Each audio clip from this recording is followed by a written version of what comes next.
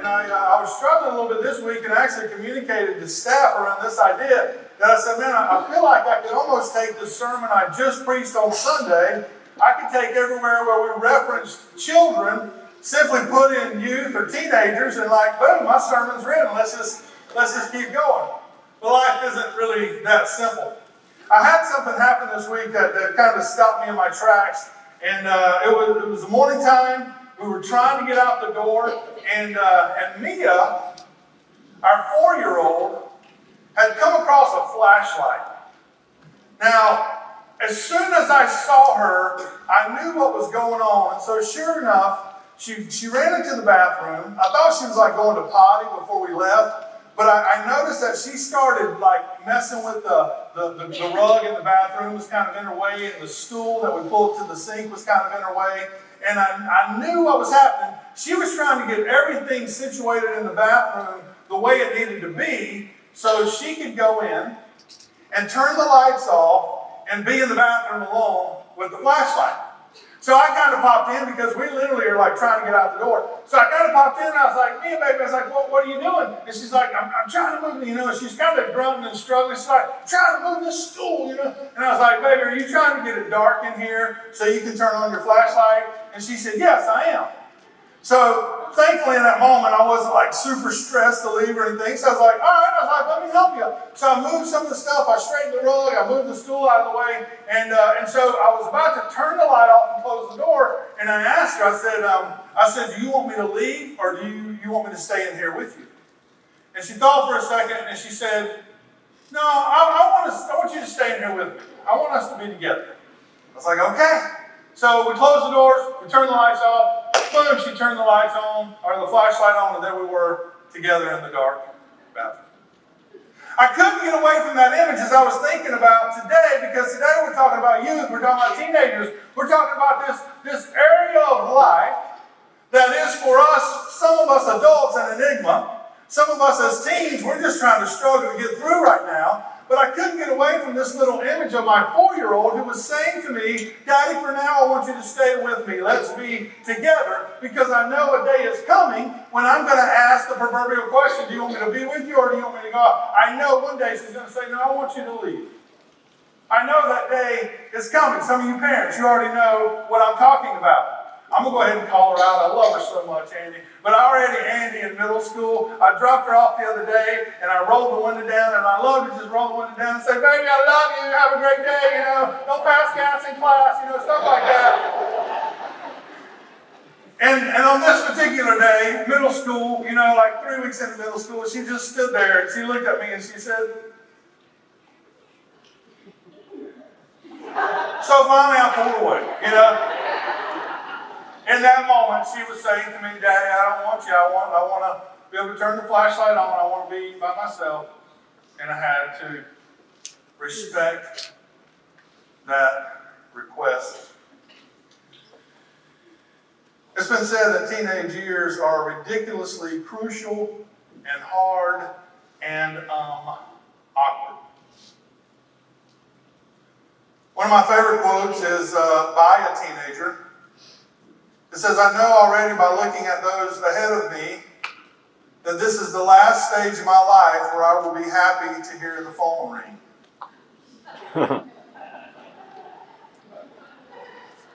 In other words, teens, is when you get old like us, old and crusty, when the phone rings, you just assume something's wrong. Somebody's in trouble. There was a time in my life, truly, when I took great pride in the amount of knowledge I had around youth culture. So before I came to Centerpoint, before I got gray, I was a youth pastor. I had like 12 years under my belt in youth ministry, and I took pride in giving an amount of my time and attention to understanding youth culture. I would listen to what they were listening to. I would watch what they were watching. I would try to have conversation with them, because I knew as a youth pastor, as soon as I got out of that subcultural reality, I was going to be lost as a youth pastor and not able to communicate with them. Now, 2 years ago, I drove 4th and 5th grade boys to camp. I realized two and a half years ago that I was no longer privy to the language that was going on in that particular subculture. I mean, these guys were having language in the back of my car, and they might as well have been speaking French, right? I don't have a clue what they were talking about. What they were saying is like, guys, Can we talk about Andy Griffith? Right? Can we talk about Green Bay Packers? Let's talk about Beverly Hills 90210. You guys know about that. Like nothing's going on here. And even though I took great pride back then, I realize I'm out of the game now. And unfortunately, I think most of us adults, we are out of the game. I just want to read down this list. Teens, I'm not pretending like this is the coolest stuff to you guys. Don't understand that, okay? I'm not standing up here like this is what the teens really like. But adults, if you were to hear just these real quick, would these mean anything to you? Avengers Endgame, Naomi Scott, Crazy Rich Asians, Raisins, Riverdale, 13 Reasons Why, Stranger Things, Shawn Mendes, Why Don't We, 5 Seconds of Summer. Does that mean anything to some of you? Some of it. Adults? Okay. Okay. That's good. You have a teenager. You better stay on top of that. One teenager once said, I think the hardest part about being a teenager is dealing with other teenagers. The criticism, the ridicule, the gossip, the rumors. I haven't really forgotten what it's like to be a teenager and how much it sucked. Yeah, I just said sucked from the pulpit, my bad. Sorry, Mom. My mom's here today.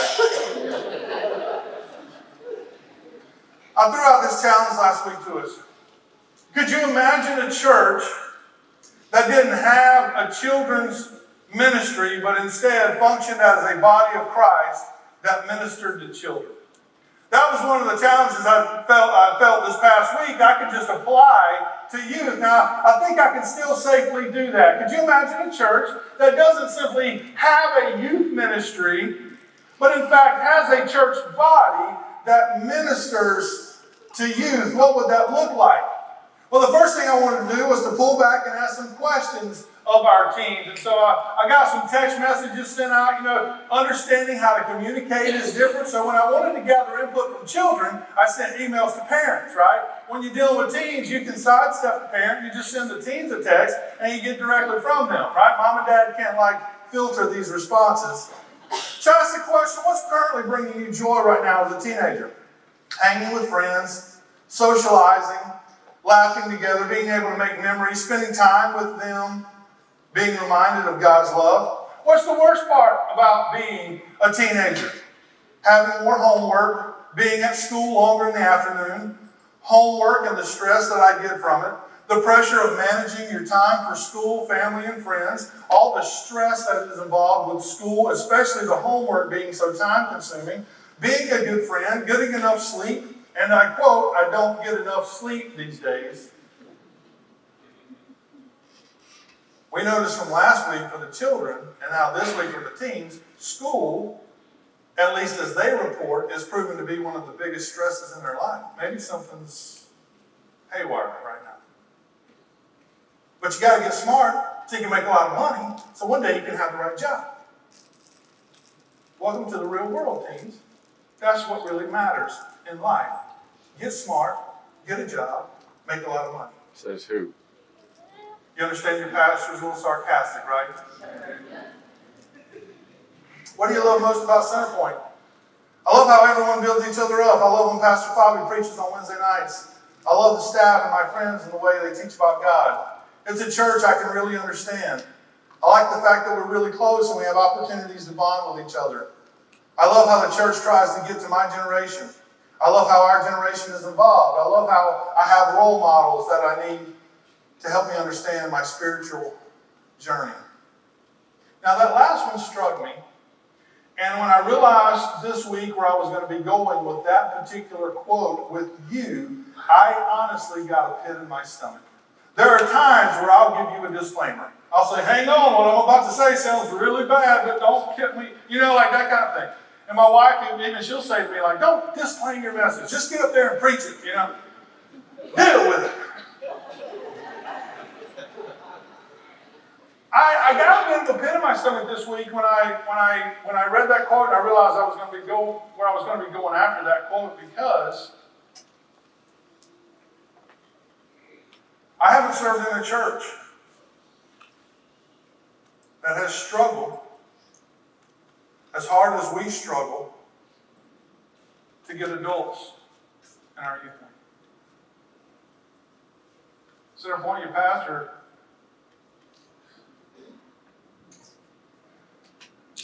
needs to be real with you for a second. I've served a congregation in Kansas City, Missouri, another congregation in Kansas City, Missouri, another congregation in Clarksville, Tennessee, and I've been at Center Point. This is my fourth church. This church proves to be the most difficult of any of my previous four congregations to get adults who are in the pew to commit to coming alongside teenagers and loving them and living life alongside them and learning their language and giving their Wednesday nights to them and giving their Sunday mornings to them and giving their Friday nights to them. I was very blessed when I read that one response that said the role models with which I get to live life have helped me along my journey. Because there are times that it's been a struggle. And I realized in that moment why I couldn't simply take last week's message and simply insert youth. You see, last week I threw out this challenge. What if we didn't just have a children's ministry? What if we had a church body that ministers to children? In fact, there are about 125 of you that make youth ministry happen week in and week out. Or, I'm sorry, children's ministry happen week in and week out. About 125 of you throughout the year that make children's ministry happen. I get it. Children are easier than teenagers. But here's my question for you. Why don't we, every Wednesday night and every Sunday morning, have 25 adults back here ready to welcome and love and spend time with teenagers? Why don't we, at every camp and mission trip, service opportunity, other fellowship events, fundraisers, why don't we have 25 adults who have gathered around this group of students to love them and walk alongside them and encourage them and strengthen them? And I know the answer, I think the answer is that largely we're fearful. See, parents, we don't understand the language. We don't understand a group of students that are huddled around one cell phone, and they've created this kind of barrier, and they've said to you, if you have any gray hair at all, you're not welcome here. I get that. But I'm going to tell them, the teenagers this morning, even when they're huddled, even when they're laughing and they're joking and they're ha-ha, and you're on the outside, they actually want to be engaged by adults. I've told teens at Center Point in the past, the best thing you can do right now in your young life is learn how to engage adults in adult-like conversation. And I don't mean you have to talk about adult things. We don't want you to talk to us about bills and growing old and hair color and stuff like that, right? But talk to us like adults. Talk to us like teenagers. Let us engage you. And this morning, I'm not putting the onus on the student at all. I'm putting the onus on the adults in the room. At this age of the game, students should be continuing to grow their roots deep, intertwined with the church body, so that those students might then go out and test the wings with which they've been given to go live life and experience the world that they're about to inherit from us. Sure. We need more adults who are loving and willing and ready and available to come alongside teenagers in this church body and in this community. One of my favorite youth writers says this. Forgive the lengthy passage, but I want you to hear all of it. Youth are not blank slates, and Christianity is not words. That may seem obvious until you seek to share the Christian faith with young people. Then you may notice your first impulse involves words. What will I say? What book should I read? What answers will I give? What discussion should I evoke? What blanks within youth people need filling? In sharing the faith with youth, most of us think about the words and the empty spaces. If we go to seminary or step inside a Sunday morning worship service, we're immersed in words. A newcomer to these settings might easily assume Christianity is words. It's reading, memorizing, lecturing, preaching and writing. It's books, newsletters, worship bulletins, words, words, words.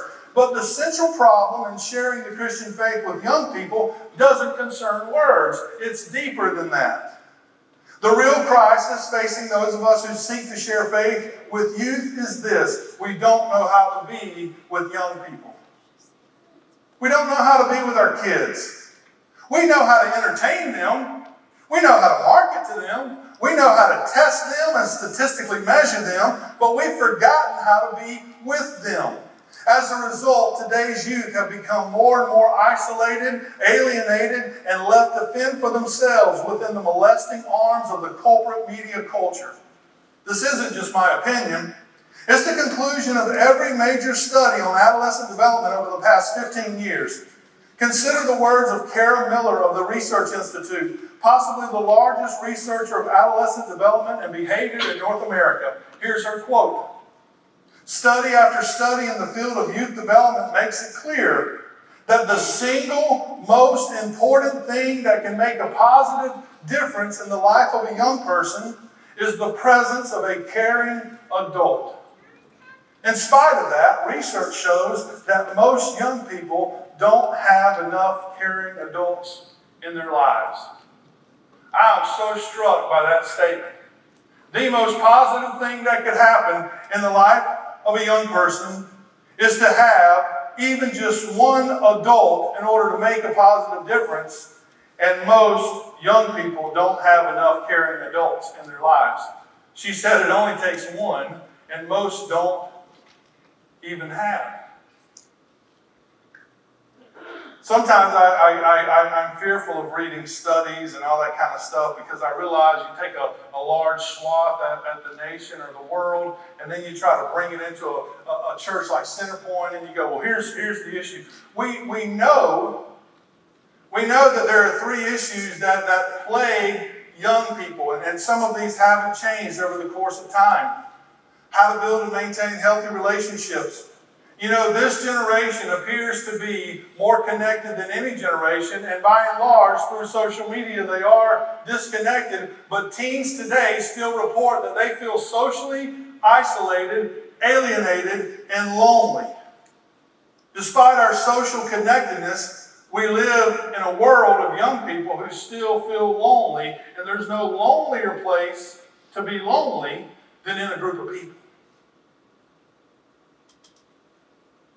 A church, perhaps. A school. A family. We know that there's stress, high stress, due to high impact life choices that they are facing. Homework, you've already heard that one. College, career, future, family. We know that there are issues of sexuality. Now, the single teen that I polled over the last week and a half reported anything sexual to me. They think I wasn't a teenager at some point or something. I get it. They band together and don't send Pastor Dwayne anything like that. But we know that the issues of sexuality plague this generation. I asked our teens one last question. I asked, what are their greatest concerns about the future? Now this struck me because this is not some national swath or poll. This is not some random kid that I pulled in off the street. These are students who sit in these chairs each and every week and make their way back to our youth center on Wednesday nights and Sunday mornings, who are at our camps and on our mission trips and at Parents' Night Out, and they are actually loving and serving in the life of this church. I asked, what are your greatest concerns about the future? That I will stop growing with God. That my dreams won't live up to what I want. That I won't get married happily. That I won't be successful. That I won't have a career that brings me joy. That I won't make God and my family proud. What are your greatest concerns about the future? That I won't be able to start a family? That I'll have trouble getting in and being in college? That I won't have good friends when I am an adult? That my parents will die too early?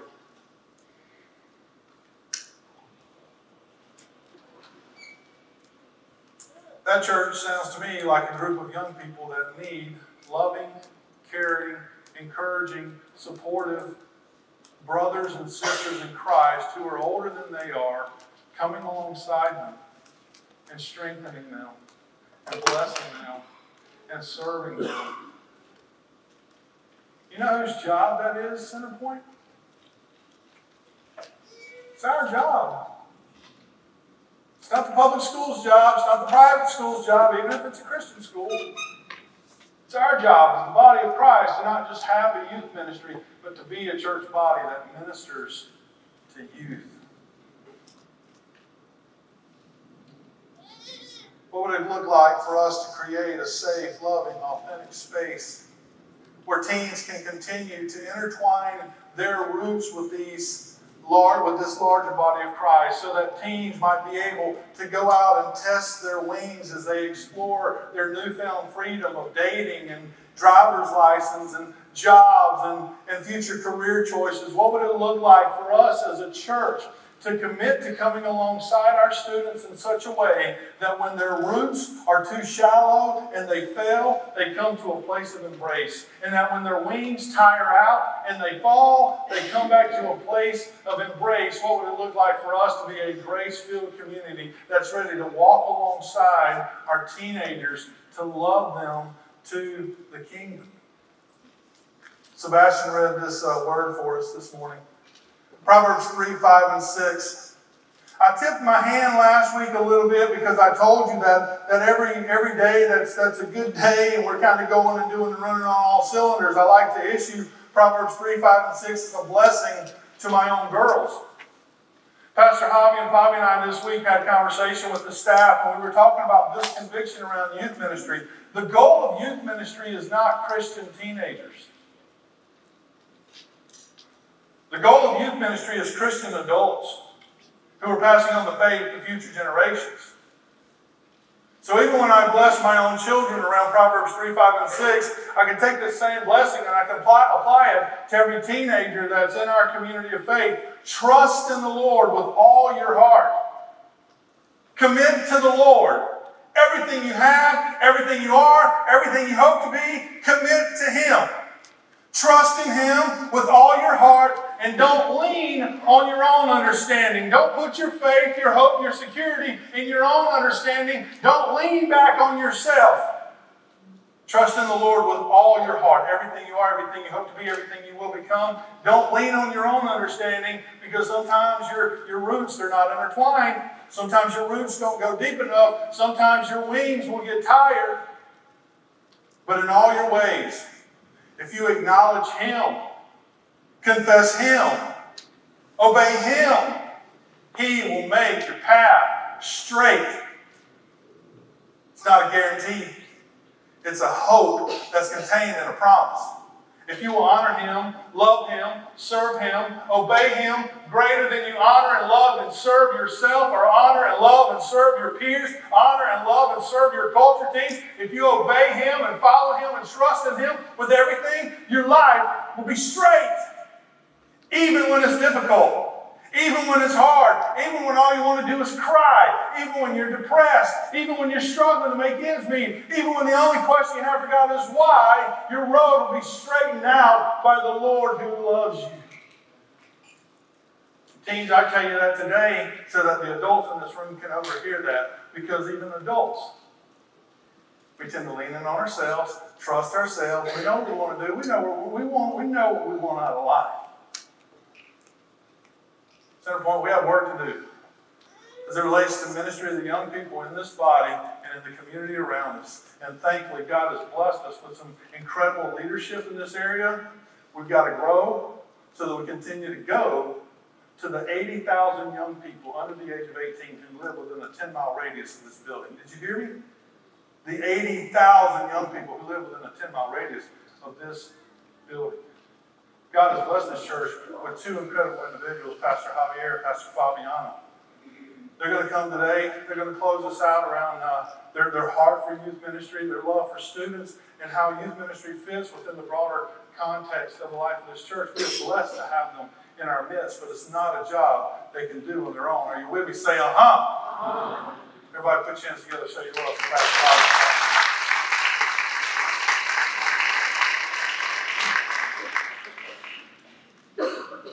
Good morning, church. Good morning. I'm super excited to be here, worshiping the Lord with you. And this morning, we just want to share something with you. It's like, if you know me, you know that I'm kind of like afraid of little kids, okay? But after I see the picture that one of the kids draw about me, I think I scare them too. It's not only me, I scare them too, so now I understand why. It's, both sides. But the question is here, I want to share with you is why we have a heart for this ministry. Why we love to work with teens. Why when a lot of people think that they are really loud. Why when they don't listen. Why when sometimes some of them, they stink really bad. Why we like to be with this ministry with, sometimes they walk and they talk and they say and do things, they're really like weird. Why we want to be in a ministry with a lot of the kids and the students, they're awkward. And you just don't know what to say, what to do. You want to go and hug them and they look at you like, oh, no, don't touch me. And then sometimes you don't want to touch them. They come all sweat and they want to be with you and they just, and it's hard. One day, one morning, they're super happy. They want you to be next to them and walk beside them. And then the next day, they don't even want to look at you. Why we want to be working in a ministry like this? We want to share them. One of the reasons is because we understand that during that time of our own life was not easy. At least for me in that age, in that time of my teenage years, I was already abused in many ways, including the sexual abuse. And in that time, there was nobody around me to show me love and to tell me, Fabi, it doesn't matter what happened when you were little. It doesn't matter about your past. It matters that Jesus Christ loved you. That you don't need to be perfect to be part of a church. You don't need to be perfect. You just need God. Was nobody around me to tell me and ask me, Fabi, how are you doing? How are you feeling? For real. I was a pastor kid. And when you're in that position, they expect so much from you. All the time. You need to be showing that your family is perfect. That you are okay. That you know every single Bible verse in the Bible. That you know all the stories. That you know how to dress up, how to talk, how to walk, everything. But nobody stopped and asked me the question, Fabi, why are you acting this way? Why are you wearing those clothes that are not appropriate? Fabi, why are you doing those things? And you're like, why? Nobody. Everybody was just judging me. And everybody expects sometimes in a youth ministry that you look at them and they're different and they're loud, they're crazy and all that stuff. But how many times you stop and actually take a time to sit with them and ask questions that really matter? Not just judging them. And that's the reason why we love this ministry so much. Because in my time, I was desperate for at least one adult. I was part of that number. I was the team that was not even one adult to show me that life was worth more than just come to church every Sunday and Wednesday. I was there every Sunday, but I was feeling lonely. And that age, I didn't have nobody to tell me what's the best decision to make. And I make a lot of wrong decisions, a lot of wrong choices, and I know I disappoint a lot of people in my life. But I was so full of hate and pain. I was completely against everything that has to do with church, with pastors. My dad was one of them, and I was like, I'm never gonna marry a pastor, never. So for me to be called pastor was in the beginning was not something that like, oh my goodness, what am I gonna do? Why? Really? They're calling me pastor? I mean, maybe that person that for some of the teens as a kid, that I was thinking about my pastor, that I was thinking about other people that use this space just to say and talk, but actually they're not living the life how the Bible is telling us to live. So for me, it was really hard in that stage of life.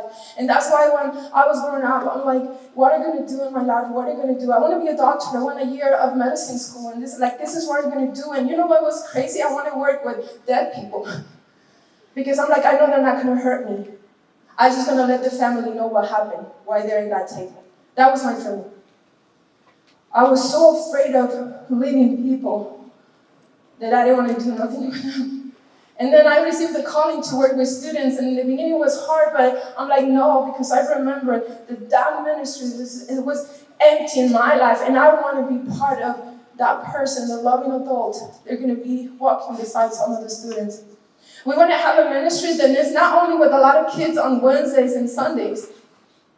We want to have a ministry that challenges the students. That they feel like they're not only want me to be here, they have expectation and not to be perfect. It's just to live life together, to show the love, so that when you receive love, you have you have something to share with others. We want to show our students that we care, that they matter, so that when they're outside in the school, they don't need to pretend. But we need to start here in the ministry. If we teach our students that they don't need to pretend, they need to be what God is calling them to be, when they're out, they're going to be sharing that. And we're going to be transforming, we're going to be part of something that's going to change in the school, in our community, in the United States, in other countries. But everything starts here. So why? Because we love them. Because we care about them. And my experience at that age was not that good. But Javi's experience was different, and we also want to share that with you. Pastor Fabi said at one point this week, should we do the translation thing? I was like, nah, I don't think so. Do you guys realize why? He's got a lot of passion. Like Fabi said, my upbringing was a little bit different. My experience was a little different. At 7 years old, I gave my heart to Christ. 10 years old, we found this beautiful body, this beautiful church that really we just kind of fit into, and they began to love us. At age 13, my dad left our family. From one night to the next, he just disappeared. In that moment, the church, this body of believers, became my family. They were pivotal to me and my brother, to my mom, in many ways. The church educated me. They protected me. They loved me. Now, I know tribe is not exactly the same, and what Fabi's story is Fabi's story, what my story is my story. Each student that we have encountered over these years here at Centerpoint, everyone has a story, and it's a little bit different, but there are parallels, there are common threads between all of us.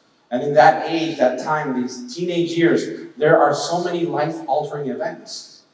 My heart, my calling gravitates towards them. That is part of why we call this ministry ours. This is why we have such a heart for it. So many things that our students require, and hopefully there's not just a few people thinking about them, but the whole body of Christ. That's how it worked for me. There was no way that Harry Dietrich, that Esther Dietrich, Pastor Patrick Pierre, Rosa Pierre, Raphael Rupert, Cindy Rupert, there's no way that they could have done this on their own with Javier Rojas, or the hundreds of other students that eventually became part of that Impact Youth Group at Times Square Church. There was a whole body of believers behind us, standing in the gap every day. Why we love our students, not only our ministry, just our students, because they are unique.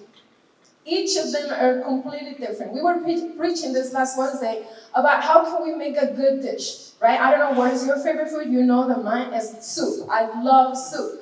So soup, they need a lot of ingredients. Not heavy soup, okay? Not heavy soup. We're trying to use a good example here, okay, honey? Okay.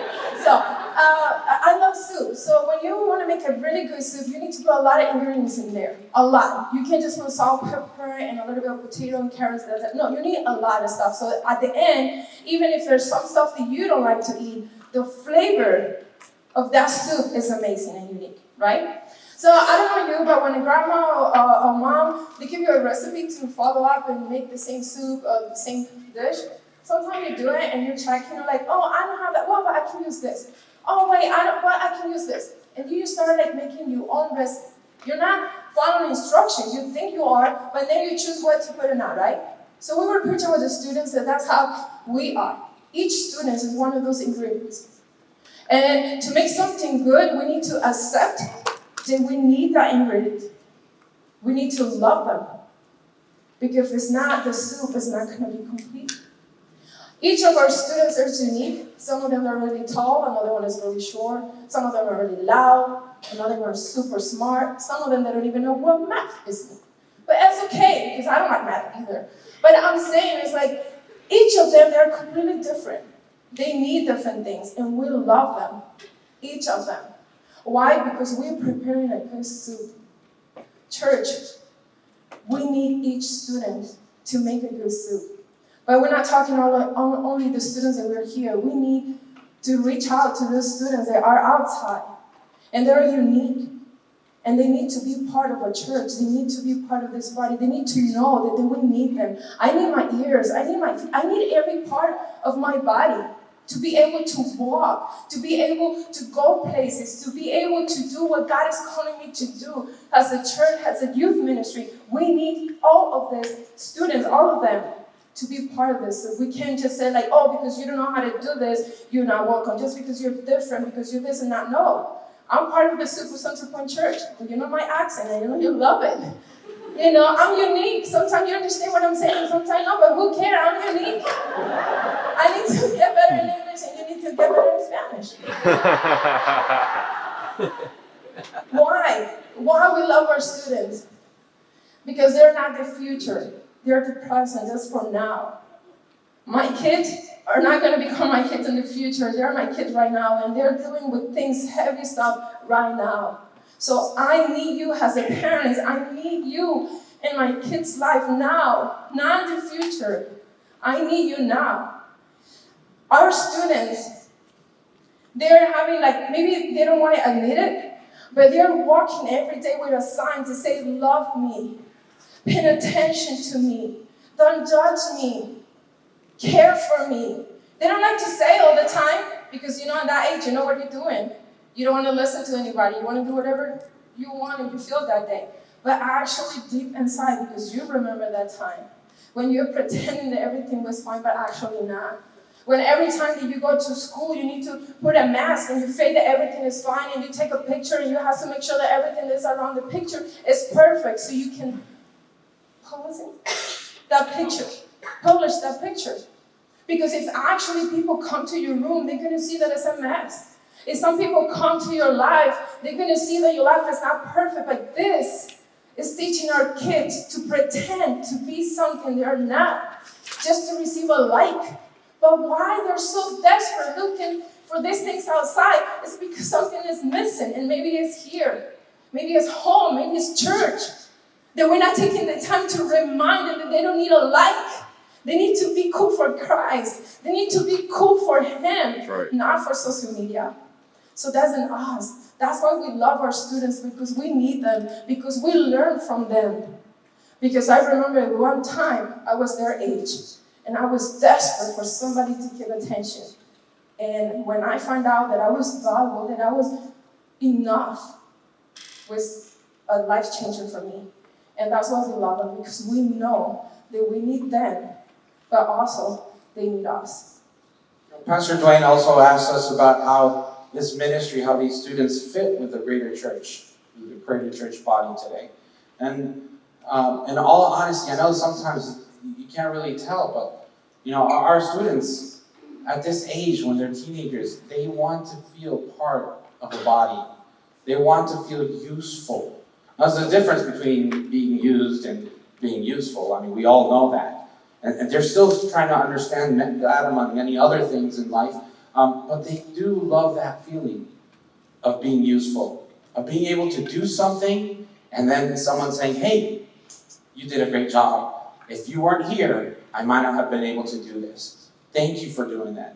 And that's part of our youth group. They serve. They'll come to Parents' Night Out. They'll go to VBS. They'll serve. That all gives them a sense of belonging as well. During my teenage years, I was active in service. That's when I started becoming active in service. And I would be in the music ministry, and I would do missions, and I was in volunteering. It defined who I am today. Pastor Dwayne was being a little bit sarcastic. I know a lot of us caught that real quick. But how much of that do we do to our children and our students as they continue to grow? How many of us are telling them, persevere for that A? How many of us are telling them, make sure you're in sports? How many of us are telling them, there's all of these things that you can miss church for, but there's not a lot of things that you can miss for church?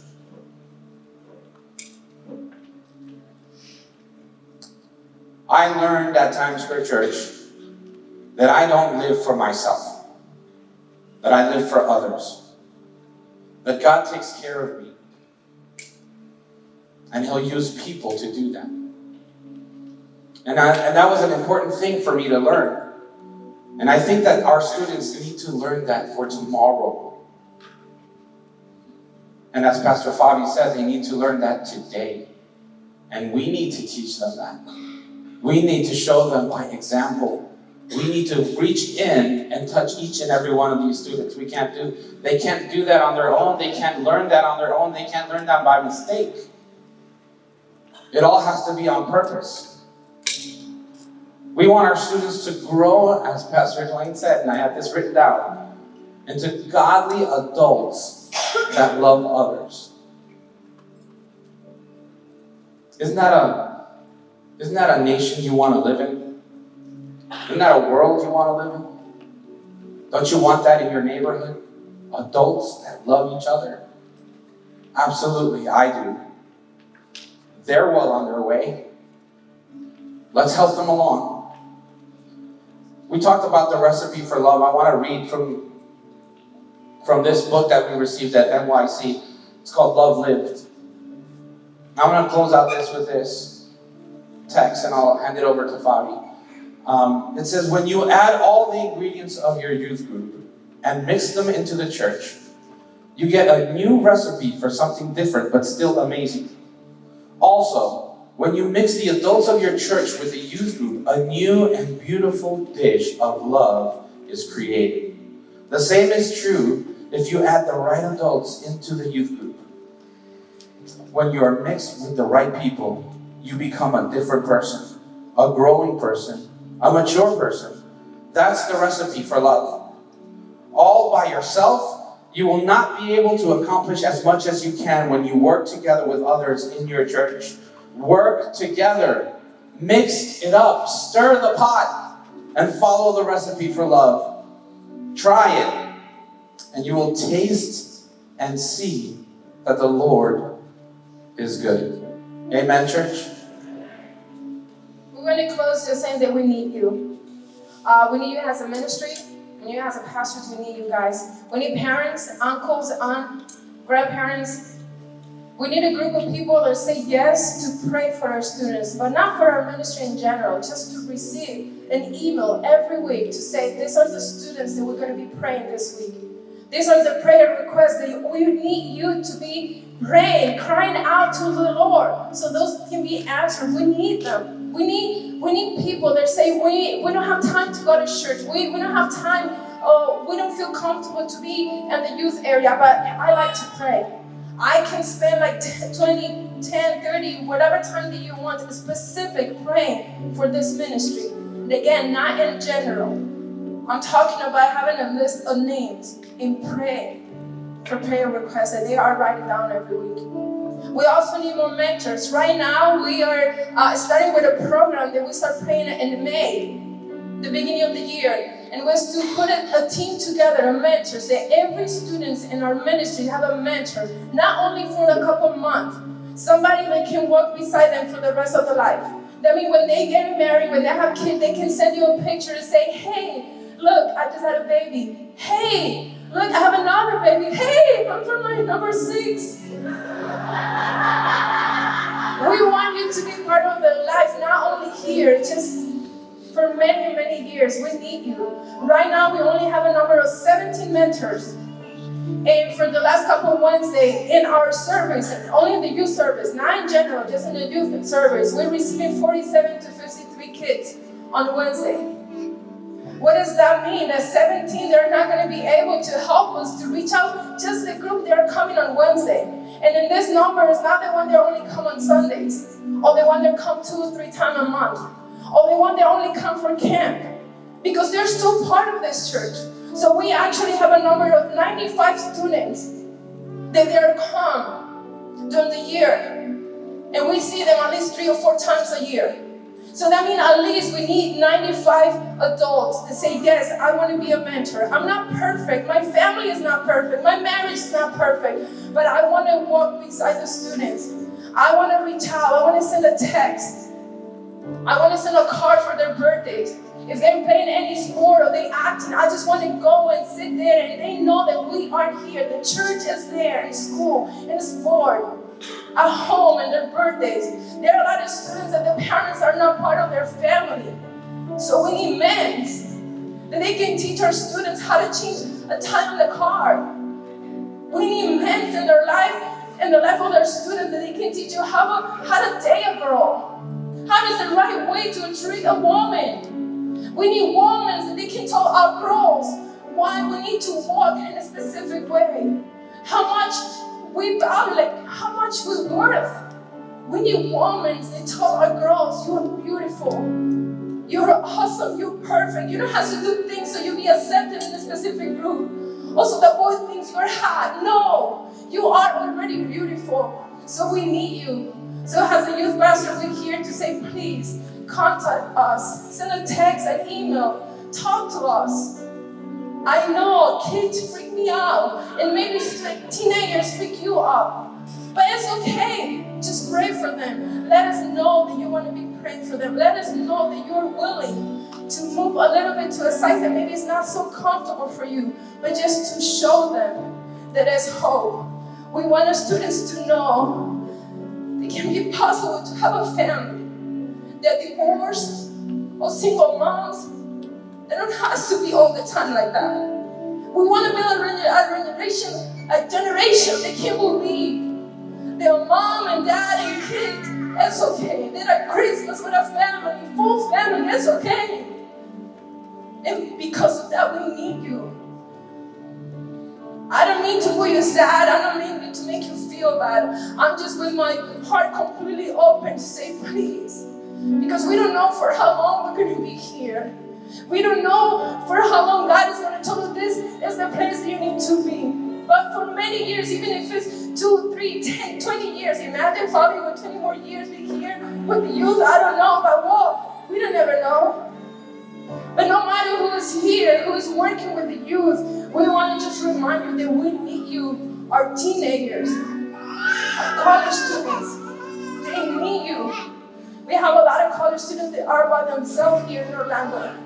And sometimes when it's Christmas, when it's their birthday, when it's Thanksgiving, they don't have a place to go. And that's sad.